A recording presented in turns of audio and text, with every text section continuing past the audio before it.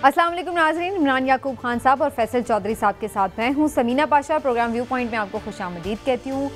सियासी महाज पर कुछ राब्ते मुलाकातें जारी हैं और ऐसा लग रहा है कि हर कोई सफ बंदी में मसरूफ़ है। दुबई में एक अहम मुलाकात होने जा रही है शरीफ फैमिली की, जहाँ पर आगे का लाहेअमल तय करने के हवाले से गौर व फिक्र किया जाएगा। और इसके साथ साथ इधर पीपल्स पार्टी भी अपने पत्ते किस तरह से शो करने हैं उसके हवाले से सोच रही है, अपनी प्लानिंग कर रही है। लेकिन ये भी दिलचस्प बात है कि कल तक ये दोनों पार्टीज़ जो बज़ाहिर एक दूसरे पर कुछ हल्की फुल्की तनकीद का सिलसिला शुरू किए हुए थी, अब अचानक से एक दूसरे की तारीफ़ों के पुल भी बांध रही हैं। आखिर ये नरमी गर्मी बार बार इनके दरमियान क्यों आ रही है, इसके ऊपर भी बात होगी।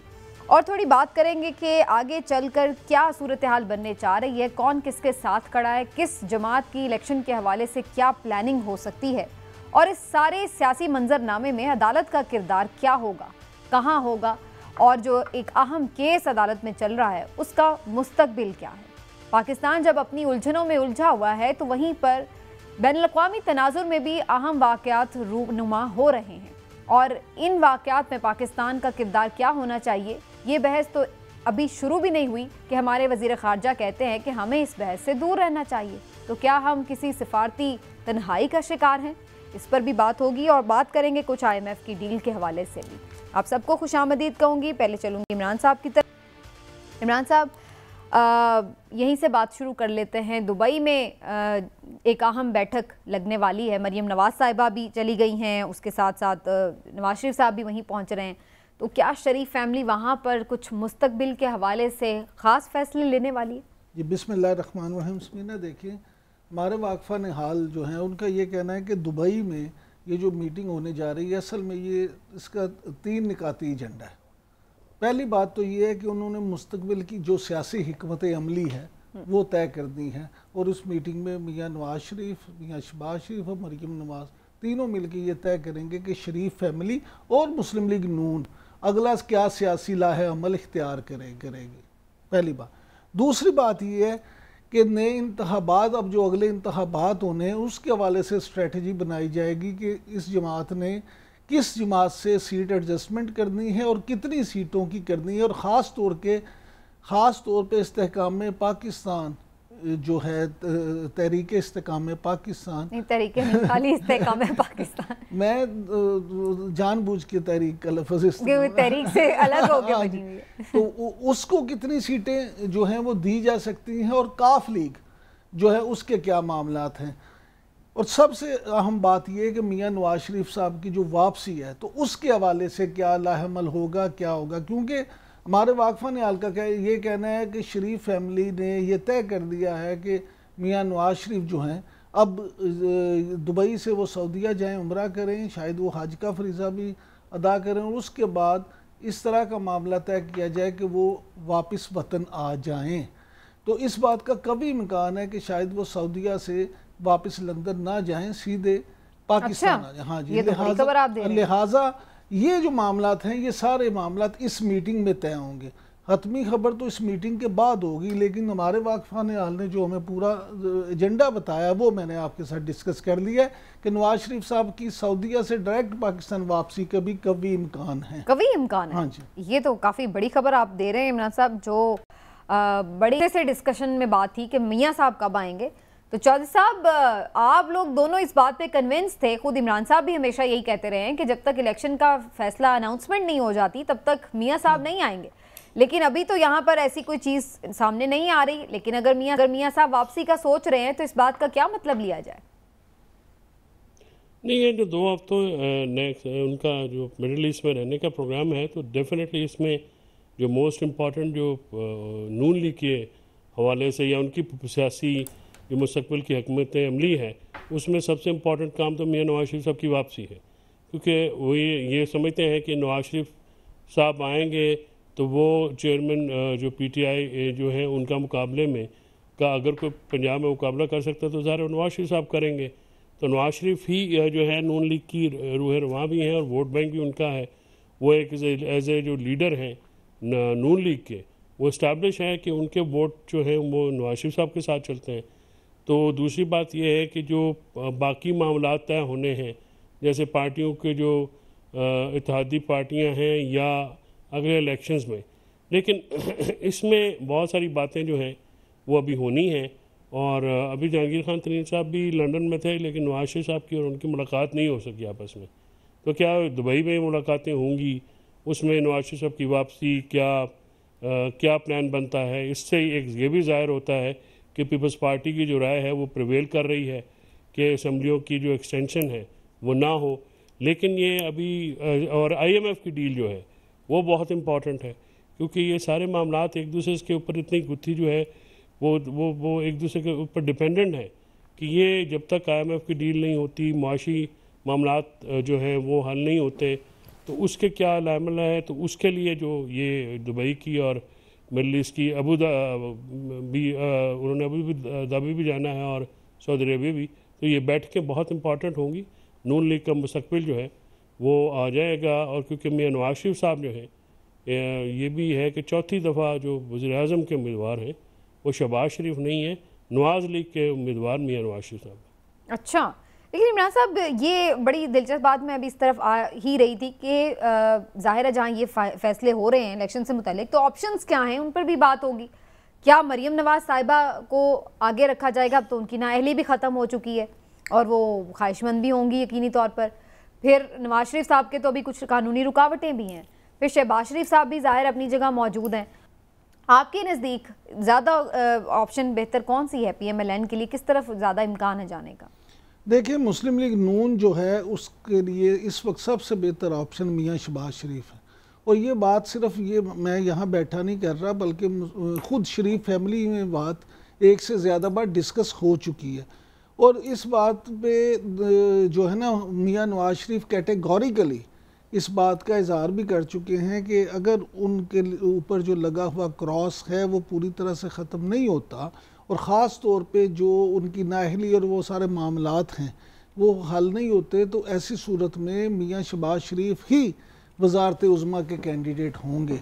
और दूसरी बात ये है कि लेकिन उन्होंने इस चीज़ को वैसे कबूल क्यों किया हुआ है? क्रॉस लगाना, क्रॉस होना ना होना, इस बात पे वो क्यों कबूल, उन्हें क्यों है ये चीज़ कि चले मेरे पे क्रॉस है तो चलो भाई मैं इसको भाई को आगे कर दूं? नहीं, गुजारिश ये है कि वो कबूल नहीं है। और दूसरी बात ये है, देखिए कोई बंदा भी खुशी से अपने पे क्रॉस कबूल नहीं करता। मामला ये है कि सियासत, चेयरमैन PTI भी रेजिस्ट तो कर रहे हैं ना क्रॉस के ऊपर, तो वो क्यों नहीं कर रहे? मियां साहब क्यों नहीं कर रहे रेजिस्ट? चेयरमैन PTI ने कहा उतना रेजिस्ट किया जितना वो माइनस हो जाए तो मसले खत्म होना हो जाए। नहीं, गुजारिश ये है कि चेयरमैन PTI पे तो पहली दफ़ा हुआ है, उनके साथ तो कई दफ़ा हुआ है। मामला ये नहीं है, मामला ये है कि अभी तो चेयरमैन PTI के साथ हुआ ही कुछ नहीं। ओहो, मैं तो ये कह रही हूँ, मेरी गुजारिश सुन लें। मामला ये है कि ये जो है मामलात, देखें मियां नवाज शरीफ एक समझदार सियासतदान हैं, उन्हें पाकिस्तानी सियासत की समझ बूझ है और वो जानते हैं कि किस तरह से उन्होंने सारे मामलात को टैकल करके अपनी जगह। इस वक्त हमारे साथ जनाब सीनियर एंकर पर्सन और तज्जिया मतीउल्लाह जान साहब मौजूद हैं। सीनियर सहाफ़ी हैं और बहुत बाखबर सहाफ़ी भी हैं। मतीउल्लाह जान साहब, बहुत शुक्रिया सर, आपने व्यू पॉइंट के लिए आज टाइम निकाला। सबसे पहले तो चूँकि सियासत के महाज से बात शुरू हुई है तो यहीं से ही आपसे आपकी भी राय लूँ, फिर मैं कुछ अदालती मामलात की तरफ भी जाऊँगी। लेकिन बात हम कर रहे हैं कि PMLN जो है वो अहम मीटिंग्स कर रही है अपनी दुबई में और फैसला करेंगे कि आगे उन्होंने इलेक्शंस में कैसे उतरना है, क्या उनकी हिकमत अमली होगी। तो आप सर क्या इस पर कहेंगे? इलेक्शन आपको होते हुए टाइम पर पहले तो नज़र आ रहे हैं, और अगर आ रहे हैं तो क्या ये जो हुकूमती इत्तेहाद है ये मिल के इलेक्शन लड़ता नज़र आ रहा है या अलग अलग? जो खबरें अभी तक आ रही हैं कि नवाज शरीफ साहब के भी जल्द वापसी का जो इम्कान है, उससे लगता तो यही है कि नवाज शरीफ की वापसी से मुराद यही ली जा सकती है कि नून लीग जो है वो फुल स्विंग में अपनी इलेक्शन की कैंपेन में जाएगी। और इस मौके पे अगर नवाज शरीफ वापस आते हैं तो इससे मुराद यही ली जा सकती है कि अक्टूबर में इलेक्शन करा दिए जाएंगे। और इसीलिए नवाज शरीफ साहब की वापसी भी जो है वो लाजमी है पाकिस्तान में, और उन्होंने वापस आना है। लेकिन वापस आके जो कानूनी अमल होगा उसमें भी कुछ वक्त लग सकता है, जिसमें पहले तो उनको अपनी कैद की सजा काटनी होगी। अब चाहे वो इस्लामाबाद या लाहौर में उनके घर को सब जेल करा दिया जाता है या वो बाकायदा जेल जाते हैं, तो उसमें भी कुछ महीना दो लग जाएंगे। तो लगता ही है कि निगरान हुकूमत के आने से पहले नवाज शरीफ साहब ने वापस आना है और वो कानूनी अमल पूरा होना है। और मरियम नवाज के केस में जो इस्लामाबाद हाई कोर्ट ने फैसला दिया है कि उनका लंदन की जायदादों से कोई ताल्लुक साबित नहीं हुआ, बल्कि उसी फैसले में हाई कोर्ट ने यह भी कहा कि नवाज शरीफ से भी उन जायदादों का ताल्लुक साबित नहीं हुआ था, तो मरियम से कैसे हो गया। तो लगता है कि ये कानूनी अमल को जो महीना डेढ़ लगेगा, उसके बाद निगरान हुकूमत के आने के बाद नवाज शरीफ जो है वो इलेक्शन कैंपेन में यहाँ पे होंगे, तो उससे यही हम मुराद ले सकते हैं कि इलेक्शन जो है वो अक्टूबर में ही होंगे, चारों सूबों में भी और विफाक में भी। ठीक, तो फिर ये क्या मिलके लड़ते हुए नजर आ रहे हैं आपको या फिर अलग अलग? और ये मिलके लड़ना क्या इस बात से मशरूत है कि पीटीआई और चेयरमैन पीटीआई उस वक्त किस पोजीशन में होंगे, उसी हिसाब से ये तय किया जाएगा कि मिलके लड़ना है या अलग अलग लड़ना है? देखें, अगर चेयरमैन पीटीआई और जो पीटीआई के साथ जो भी सूरत हाल इस वक्त है, ये एक स्पेस क्रिएट हुई है नून लीग के लिए भी और पीपल्स पार्टी के लिए भी, और ये स्पेस कितने अरसे तक रहेगी अब इसको भी देखना है।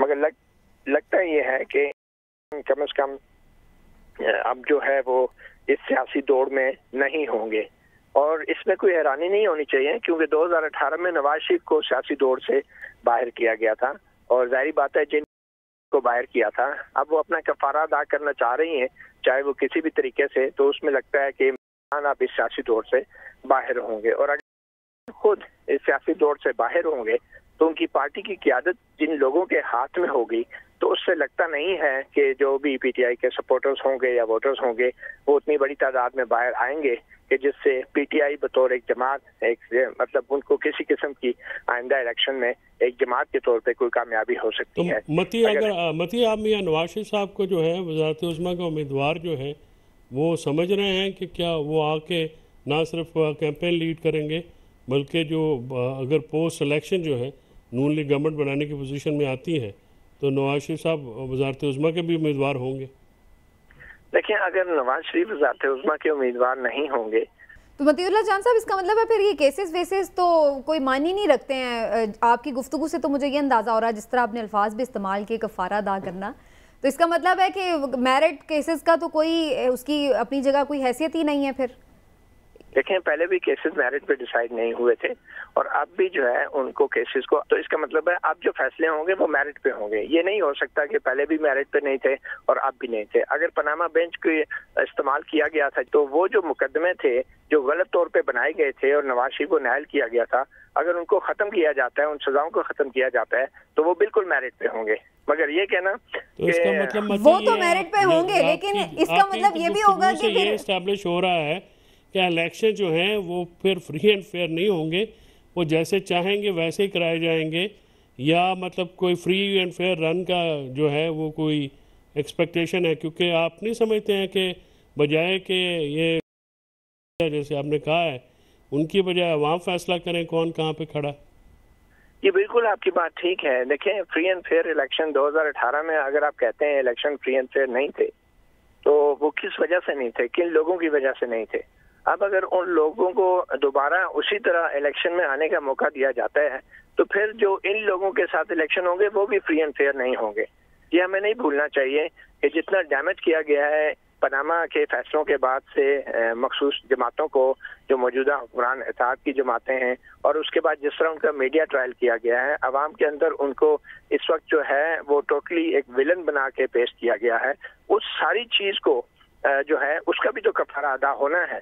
तो अब ये जिन्होंने ये चीज की है वो अपने हाथों से उस चीज को खत्म करना होगा। लेकिन उसका तो ये है कि फार्मूला तो फिर आपके बयान से तो यही अखज़ हो रहा है कि फार्मूला वही रहेगा, वो फार्मूला पे अप्लाई किस पे होता है वो डिफरेंट बात है। यानी इस बार भी जो है यानी बेसिक जो रूल ऑफ गेम है वो तो वही खराबी वहीं पे रहेगी फिर। नहीं, मैं आपको एक छोटी सी मिसाल देता हूँ। मैं आपको एक छोटी सी मिसाल देता हूँ कि अगर आप एक शख्स को हाथ बांध के पीछे और दूसरे शख्स को कहें कि उसको मुक्के मारो, तो वो मुक्के मार मार के उसका बुरा हाल कर दे, और जब उसका बुरा हाल हो जाए फिर आप कहें कि चलें अब मैं आपके हाथ खोल रहा हूँ, अब आप दोनों जो है ना खुले हाथों से मुकाबला कर लो। तो 2018 में जो आप ये कहना चाह रहे हैं कि इस बार दूसरे की बांध दें और फिर फ्री एंड फेयर बिल्कुल वो मामला बिल्कुल ये बात नहीं है। बिल्कुल ये बात जान साहब, आपने मुझसे इलेक्शन का सवाल पूछा है, आपने मुझसे इलेक्शन का सवाल पूछा है, मैं आपको ये बताना चाह रहा हूँ, ना तो पहले इलेक्शन फ्री एंड फेयर तो जो होगा उसका तो फिर तरीकेकार सर यही होना है ना कि सबको जो है इलेक्शन लड़ने का इक्वल मौका देना चाहिए। और जिसके साथ ज्यादती हुई है उसकी ज्यादती का इजाला तो ये है ना कि उनकी सजा खत्म हो। मैं ये कहना चाह रहा हूँ कि इलेक्शंस फ्री एंड फेयर सिर्फ इलेक्शन नहीं होते, फ्री एंड फेयर एक एटमॉस्फेयर होता है, फ्री एंड फेयर हर रोज होता है। जो इलेक्शन से 2 साल पहले 4 साल पहले उसको भी फ्री एंड फेयर होना चाहिए। 2018 के बाद से आज तक जो कुछ भी हो रहा है वो फ्री एंड फेयर नहीं है, बशमूल इस हुकूमत के जो कुछ हो रहा है। तो आप ये इलेक्शंस को फ्री एंड फेयर की बात मत करें, आप सिर्फ इलेक्शन के दिन के ऊपर फोकस रखते हैं या इलेक्शन से पहले निगरान हुकूमत की इलेक्शन कैंपेन का फोकस कर रहे हैं। मुजरम है, जब तक उनको कटारे में नहीं लाया जाएगा कुछ भी फ्री एंड फेयर नहीं होगा। मतीउल्लाह जान साहब, इमरान याकूब बात कर रहा हूँ। अगर मैं ये आपकी गुफ्तगू से अखज़ करूँ कि मैं तो थोड़ा सा आपकी बात को मज़ीद कर देता हूँ कि 2018 से नहीं हो रहा, 2016 में जो मामला शुरू हुआ था वो, हाँ जी सर, एक सेकंड नहीं, अभी तो हम रिसेंट पॉलिटिक्स की बात कर रहे हैं ना।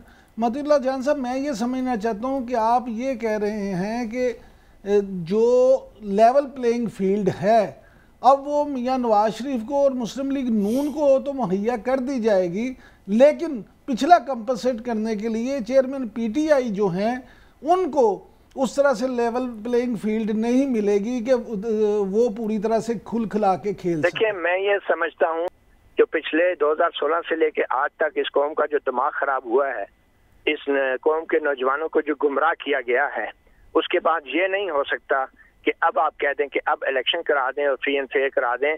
लेवल प्लेइंग फील्ड उस वक्त होगी जब 2014 से ऑनवर्ड, जैसे कि अभी इमरान साहब ने कहा, 2014 से ऑनवर्ड जो जो लोग साजिशें करते रहे हैं बशमूल के, जब तक उनको उन साजिशों के हवाले से उनकी जवाब तलबी नहीं की जाएगी, ये कौम उनसे पूछेगी नहीं, या फिर एक तरीका हो सकता है उनको कुछ ना कहें। सर, ये तो सभी लाए जाते हैं, फिर हम नवाज शरीफ साहब पे भी चले जाएंगे, उन्हें भी लाया गया था। ये तो एक तरफ रही बहस कि अगर ये लाना ही कसूर था तो फिर लाया ये कसूर तो फिर नवाज शरीफ को भी लाना था।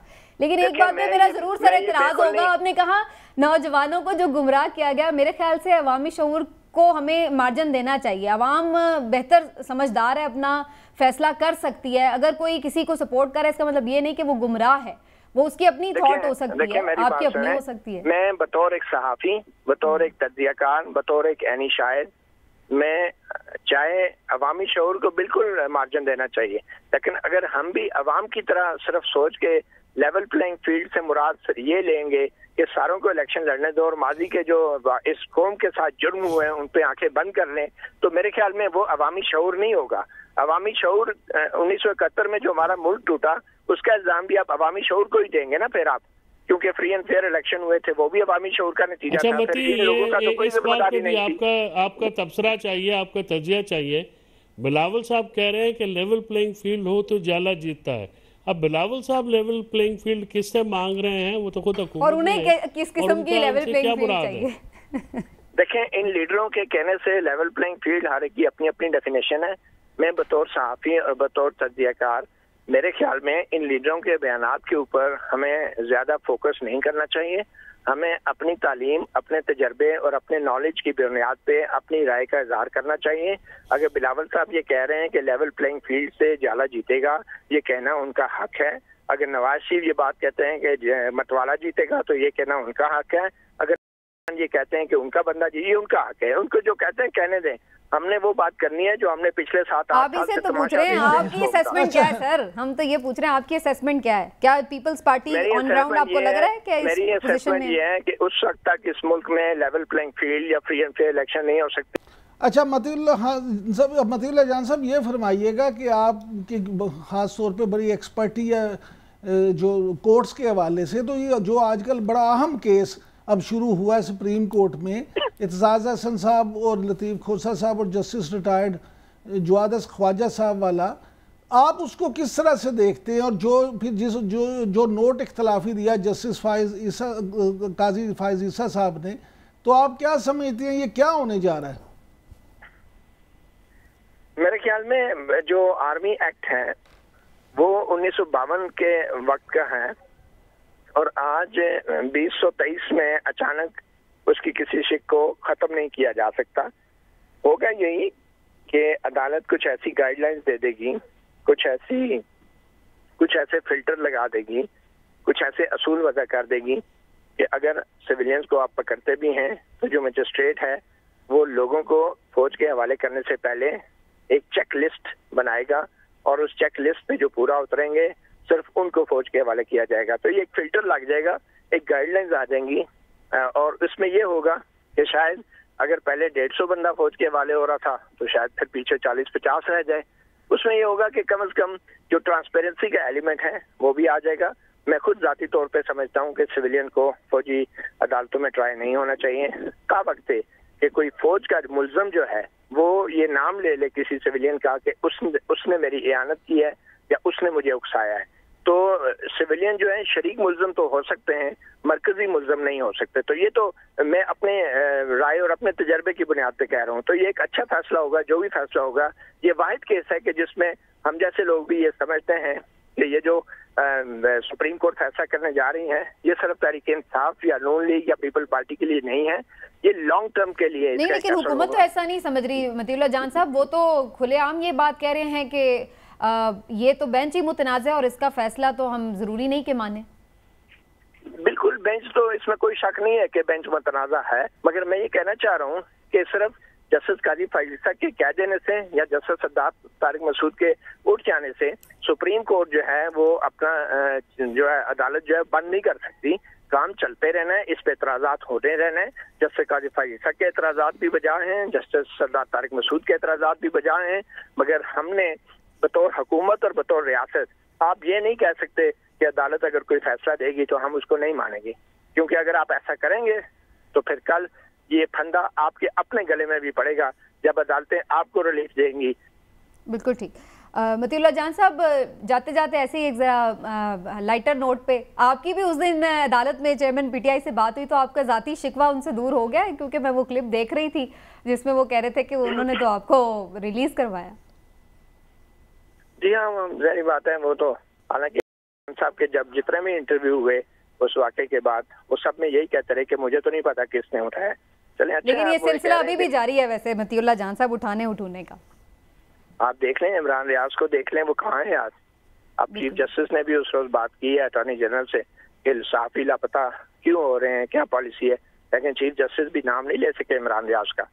मेरे ख्याल में हमारी अदलिया भी बेबस है, हमारी मौजूदा हुकूमत भी बेबस है, और जो सियासतदानों के केस उनके सामने आ रहे हैं उन पे बहुत होते हैं। लेकिन मतीउल्लाह जान साहब, ये भी तो नहीं ना हो सकता कि रियासत जो है वो एकदम से सिर्फ खामोश तमाशाई बन के बैठी रहे और रियासती इदारों के खिलाफ जो मर्जी करते रहें, कोर कमांडर के घर में गुस्से आग लगा दें, आप सारे शोहदा की जो यादगार हैं वो तोड़ दें, और उसके बावजूद वो तो इस वक्त नहीं कोई बात कर रहे हैं ना, उनको तो कोई भी नहीं डिफेंड कर रहा जिन्होंने ये सब किया है। बहरहाल मतीउल्लाह जान साहब बहुत बहुत शुक्रिया सर आपने। मैं इतना जरूर क्लियर करना चाहूंगा कि रियासत के इदारे 3 हैं, पार्लियामेंट, अदलिया और हुकूमत। उसके अलावा जितने भी हैं वो मातहत महकमे हैं, और रियासत के इदारे पार्लियामेंट पे जो पहले हमले हुए अगर उस वक्त मौसर कार्रवाई कर दी जाती तो आज जो है किसी सरकारी मुलाजिम के घर पे हमला भी ना होता, जिसको आप बाद में चाहे जिना हाउस कहें या रियासती इदारा कहें। ठीक, बहुत शुक्रिया आपका मतीउल्लाह जान साहब, thank you so much for your time. एक नाज़रीन ब्रेक से वापस आते हैं, डिस्कशन को आगे बढ़ाएंगे, हमारे साथ रहिए।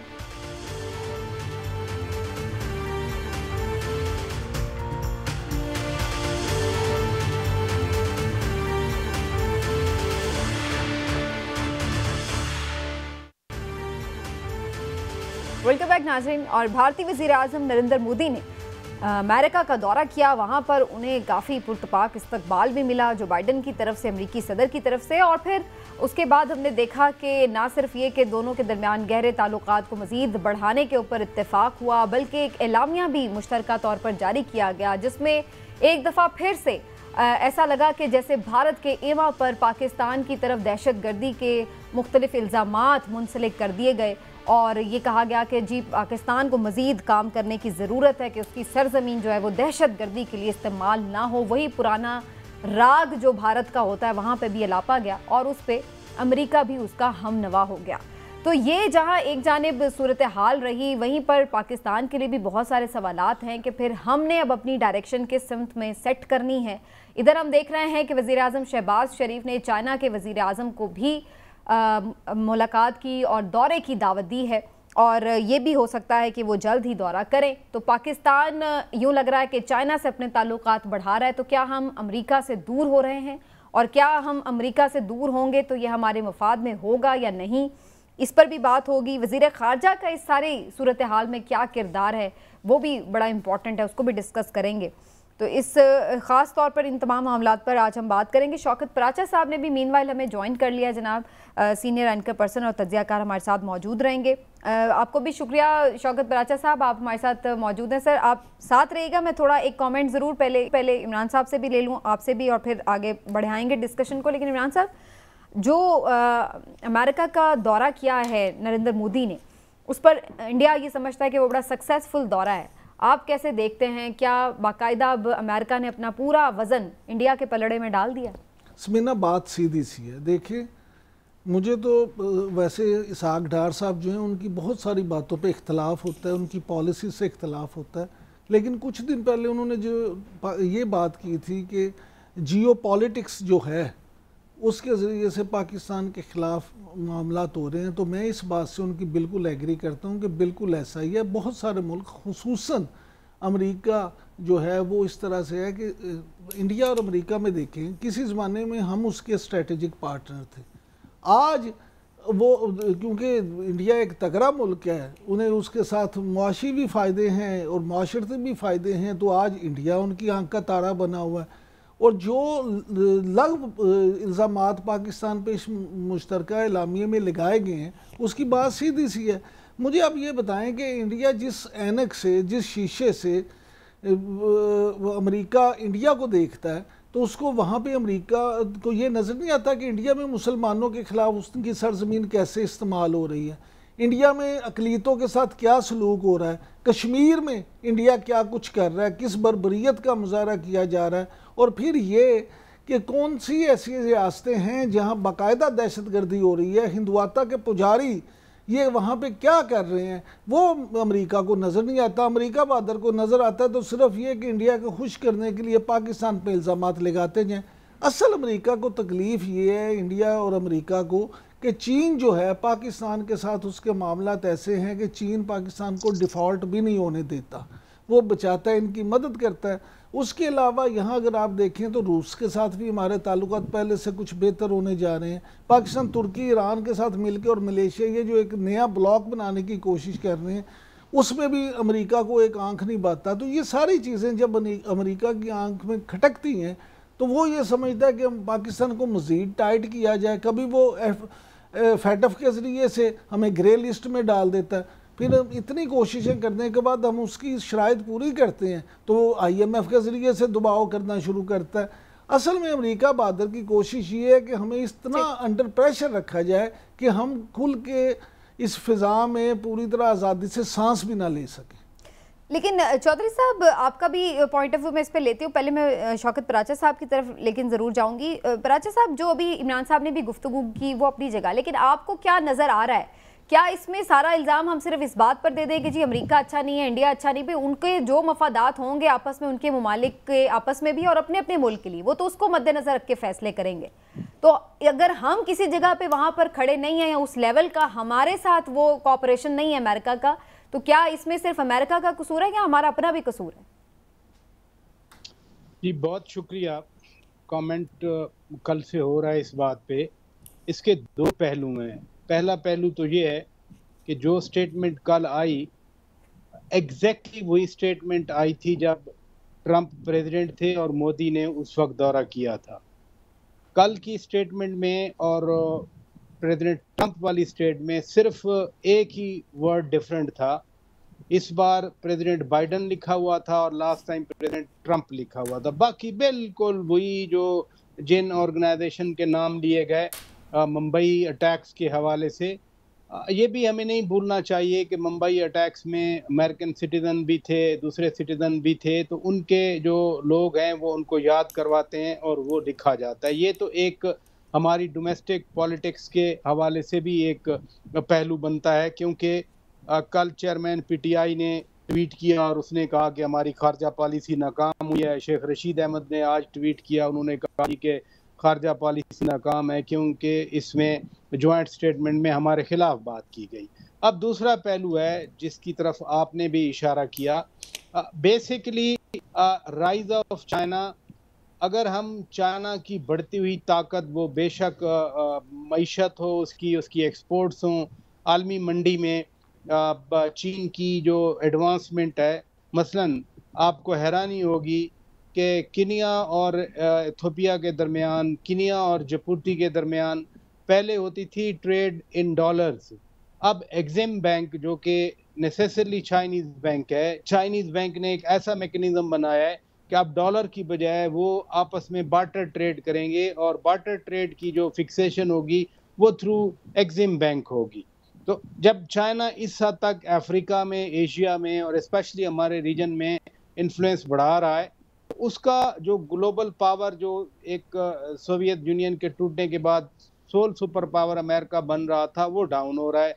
तो जो इंडिया को प्रोजेक्ट करना है अमेरिका की तरफ से, प्राइमरीली वो हमारी दुश्मनी में कम, चाइना को कंटेनमेंट करने के लिए अगेंस्ट चाइनाज राइज, वो उसको प्रमोट कर रहे हैं। वो समझते हैं कि शायद एक दिन इंडिया इतना बिल्ड अप हो जाएगा कि चाइना का मुकाबला करेगा। हालांकि जो चाइनीज डिप्लोमेसी है उसमें $100 बिलियन की वो इंडिया के साथ ट्रेड कर रहे हैं। तो चाइनीज ने न सिर्फ इंडियन मार्केट को कैप्चर किया हुआ है, बल्कि जिनको अमेरिका प्रमोट करना चाहता है उनको भी चाइना जो है। लेकिन इतनी बड़ी ग्रेट गेम में पराचा साहब, हमारे वजीर खारजा तो ये फरमा रहे हैं कि हमें तो इन मसलों मसाइलों में पढ़ना ही नहीं चाहिए, हमें तो बस अभी अपनी चीज़ों पे फोकस करना चाहिए, इंटरनेशनली क्या चीज़ें चल रही हैं वो तो हमारा कंसर्न ही नहीं होना चाहिए। ये स्टेटमेंट क्या शो करती है? क्या हम किसी आइसोलेशन में बैठे हुए हैं? नहीं, ये स्टेटमेंट हमारी जो पॉलिसी है, देखें ना, एट द सेम टाइम जो भी हम अमेरिका के बारे में कहें, लेट्स बी वेरी क्लियर कि सिंगल कंट्री जो हमारी ट्रेड है किसी भी मुल्क के साथ, वो सबसे ज़्यादा ट्रेड हमारी अमेरिका के साथ है। 9 बिलियन प्लस की ट्रेड है, और ये ट्रेड हमारी फेवर में है। मीन्स के ट्रेड हम ज़्यादा एक्सपोर्ट करते हैं और कम अमेरिका से हम एक्सपोर्ट करते हैं in terms of the quantum of the trade. हमारे यहाँ एनर्जी का जो क्राइसिस है, मसलन तरबेला रिफर्बेशन हुई अभी 2 साल पहले, गुद्दू मुजफ्फरगढ़ थर्मल पावर प्लांट्स को रिफर्बेट किया गया, वो अमेरिकन ने किया। सबसे ज़्यादा वैक्सीन की जो हमारे यहाँ ये कोविड वैक्सीन आई, मोर देन 70 मिलियन इंजेक्शन जो है वो अमेरिका से आए। तो ये पाकिस्तान को आइसोलेशन में बिल्कुल नहीं जाना चाहिए। साहब, यही हुकूमत जो आज हुकूमत में है, जब अपोजिशन में थी तो इन्हीं पॉलिसीज़ के ऊपर कि जी अमेरिका को क्यों नाराज़ कर लिया, ये वो बहुत तनकीद करती थी पीटीआई की गवर्नमेंट के ऊपर। लेकिन आज हम देख रहे थे कि ख्वाजा आसिफ साहब को बड़ा गुस्सा आया हुआ था, उनकी तरफ से भी स्टेटमेंट्स जारी हो रहे थे, वज़ीर ख़ारजा की तरफ से भी स्टेटमेंट जारी हो रहे थे कि अमेरिका ये कर रहा है, अमेरिका वो कर रहा है। तो ये चीज़ें आपको क्या नज़र आ रहा है कि अब अल्टीमेटली पॉलिसी फिर हमारी वही है, हम वही रूस और चाइना की तरफ जा रहे हैं, लेकिन पहले वो सब गलत थी पॉलिसी, आज वो ठीक हो गई है? देखिए, इसमें जो जायज़ा लेने वाली बात है, इंडियन जो फॉरेन पॉलिसी है उसमें ये एडमिट करने में कोई हर्ज नहीं है कि वो उनके अपने मफादात के लिए काफ़ी कामयाब है। वो उन्होंने चाइना, रशिया और अमेरिका और वेस्ट को इक्वली जो है वो इंगेज किया हुआ है। पहली दफ़ा अमेरिका और इंडिया की मिलिट्री टू मिलिट्री जो है कोऑपरेशन भी स्टार्ट हुई है, और अमेरिकन्स ने जो वहाँ पे उनको वेलकम किया है, उसकी तो पीछे जो रीज़न है वो ज़ाहिर है वो एक इकॉनमी है। वो क्या कहते हैं, माया को माया मिले कर कर लंबे हाथ, तुलसीदास गरीब की कोई न सुने बात। तो बात यह है कि इस वक्त उनके पास पैसे हैं और वो अपने पैसों को इस्तेमाल कर रहे हैं और बेहतर तरीके से कर रहे हैं। पाकिस्तान का मामला जो है, इस वक्त हमारी फॉरेन पॉलिसी और फॉरेन मिनिस्टर बुरी तरह नाकाम हुए हैं, और वो अमेरिका के ख़िलाफ़ बात भी नहीं करते हैं। उनको शायद ये घर से बताया गया है कि वहाँ पे बात नहीं करनी। किसी मुल्क के ख़िलाफ़ बात करना या ना करना, खैर वो तो डिप्लोमेसी का हिस्सा नहीं होता, लेकिन अपना पॉइंट ऑफ व्यू रखना जो है वो भी तो एक ज़रूरी होता है। अब मुझे बताइए कि पाकिस्तान की खारजा पॉलिसी जो है वो किस महाज पे कामयाब हुई है। चाइनीज़ का जो मामला है, जो ये स्टेटमेंट अगर ट्रंप के दौर पे आया, दोबारा आया, तो इसका तो एक मतलब ये है ना कि अभी कोई जो है बढ़तरी नहीं रही, दुनिया ऐसी देखेगी। FATF से बड़ी मुश्किल से निकले थे। फिर जब PTI की दौर हुकूमत थी तो आखिर में ये हो गया था, और जब उसका ये लास्ट लिम जो है वो इस हुकूमत के दौर में आया।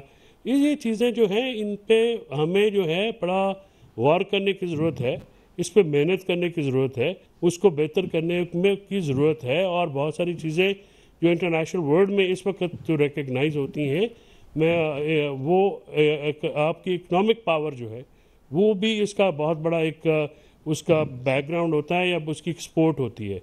अनफॉर्चुनेटली हमारे यहाँ पे जो मामला जिस तरह से दुनिया आगे जा रही है हम वैसे नहीं चल रहे हैं। तो हमारे मसाइल इतने हैं कि किस तरह हमारे साथ लोग चलेंगे, भी बात ठीक है जब तक हमारा हाउस इन ऑर्डर नहीं हो। को किसी और तरीके से देखते हैं ना जी, वो तो प्रिंसिपली बात करते हैं। यहाँ पे हमारे पास तो ये है कि जो फिर मामला जिस तरह से किया जाता है या आप उस पर तफसील में जाने की जरूरत नहीं है, उसको तो दुनिया को अप्रिशिएट थोड़ी करती है। ठीक हो गया। लेकिन इमरान साहब, अब जैसे भी राजा साहब भी बात कर रहे थे कि चाइना की तरफ भी मामलात हमारे हैं और हम ज़ाहिर है चाइना हमारा दोस्त भी है। अब चीनी वज़ीर आज़म से मुलाकात में शहबाज शरीफ साहब ने उन्हें दावत भी दी है दौरे की, तो अल्टीमेटली फिर हम यही अब देख रहे हैं कि हम आगे चलकर ज़्यादा चाइना और रूस पर ही इन्हिसार कर रहे होंगे। खैर रशिया के तो अपने भी कुछ मामलात भी मसले में। समीना, बात सीधी सी है, देखिए हम अमेरिका को बिल्कुल इग्नोर नहीं कर सकते।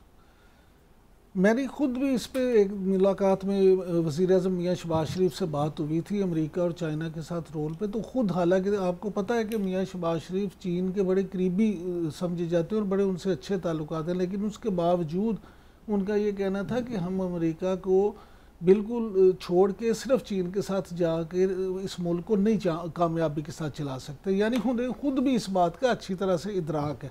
लेकिन मामला ये है कि एक आदमी अगर सिर्फ आपकी मुश्किलात में इजाफा ही करना चाह रहा है, कोई भी मुल्क हो, वो सिर्फ आपकी मुश्किलात में इजाफा करते और दूसरा मुल्क आपके लिए आसानियां पैदा करे, तो अल्टीमेटली फिर आपने तो उधर वैसे हम चाइना के ऊपर ओवर डिपेंडेंट नहीं होते जा रहे। आपको क्या लगता है? मुझे तो लगता है मैं समझता हूँ समीना कि हमें किसी पे भी ओवर डिपेंडेंट नहीं होना चाहिए। हमने अमेरिका पे के साथ भी ओवर डिपेंडेंट हुए थे। हम अगर शुरू से ही अपनी पॉलिसी इस तरह की बनाते कि हम अमेरिका, रूस, चीन और ख़ास तौर पे आपको याद होगा किसी ज़माने में RCD के हवाले से पाकिस्तान, ईरान और तुर्की का जो एक कंसोर्शियम भी बना था और पूरी तंजीम बनी थी, हम अगर अपने हमसायों के साथ ही अच्छे सलूक कर लेना तो बहुत सारी चीज़ें ठीक हो जाए। हम हमेशा इंडिया को गालियाँ तो देते हैं, उसके ख़िलाफ़ बात तो करते हैं, सारी चीज़ें करते हैं, लेकिन हमने उस हकीकत को भी जानने की कोशिश नहीं की कि हमसायों के साथ जो अच्छे ताल्लुकात हैं वो भी बड़े ज़रूरी होते हैं। वो भी ज़रूरी है, ज़ाहिर है हमने रहना तो इसी खित्ते में, हम अपना मुल्क कहीं और तो नहीं मूव कर सकते। लेकिन राजा साहब, ये जो एलामिया जारी हुआ जिसके ऊपर अभी आपने तफसील से बात भी की कि बिल्कुल सेम टू सेम है, आपको क्या नज़र आ रहा है? इसकी आड़ में कहीं फिर से तो नहीं पाकिस्तान के ऊपर FATF की तलवार लटकने लगेगी? चीज़ें इससे ज़्यादा कॉम्प्लिकेटेड हैं, क्योंकि FATF से अभी हम निकले हैं और जो कंसर्न थे वो तो हमने पूरे कर दिए और उन्होंने एक्सेप्ट भी कर दिए। तो जो 4 साल पहले वाला एलामिया था उसमें नाम चेंज करके उसको रिन्यू एक नई फॉर्म में जारी कर देने का मतलब ये है कि एक फ्रॉम द वाशिंगटन पर्सपेक्टिव एक रूटीन की एक्टिविटी है, वो जारी हो गई, लेकिन not from the Indian perspective कि ये एक रूटीन की एक्टिविटी है। क्योंकि अब जरा गौर से सुनिए, नेक्स्ट ईयर उनके इलेक्शन आने वाले हैं, लोकसभा के इलेक्शन हैं, और प्राइम मिनिस्टर नरेंद्र मोदी खुद रन कर रहे हैं फॉर नेक्स्ट टर्म। वो चाहते हैं कि अगली बार वजीर आज़म बने। तो जो हमारा पिछले इलेक्शन में 2019 वाला एक्सपीरियंस था, आपको याद है पुलवामा हुआ था। पुलवामा की आड़ में उन्होंने वो जो फीलिंग्स हैं हिंदुत्वा के मानने वालों को, उन फीलिंग्स को उन्होंने इश्तियाल अंगेज़ी की और वो जीत गए। अभी एक हफ्ता 2 हफ्ते पहले एक सर्वे आया था जिसमें जो इंतहा पसंदी है उसके मानने वाले जो पॉलिटिकल वर्कर हैं वो कोई 55% नजर आए थे, बाकी कम थे। इट मीन्स के वो जो एलिमेंट ऑफ सोसाइटी है which is huge one in fact ना, you are talking of यानी वहाँ पे ये बड़ा स्ट्रॉन्ग फैक्टर है, एंटी पाकिस्तान एलिमेंट हो या इस तरह की जो दहशतगर्दी वाला एलिमेंट है।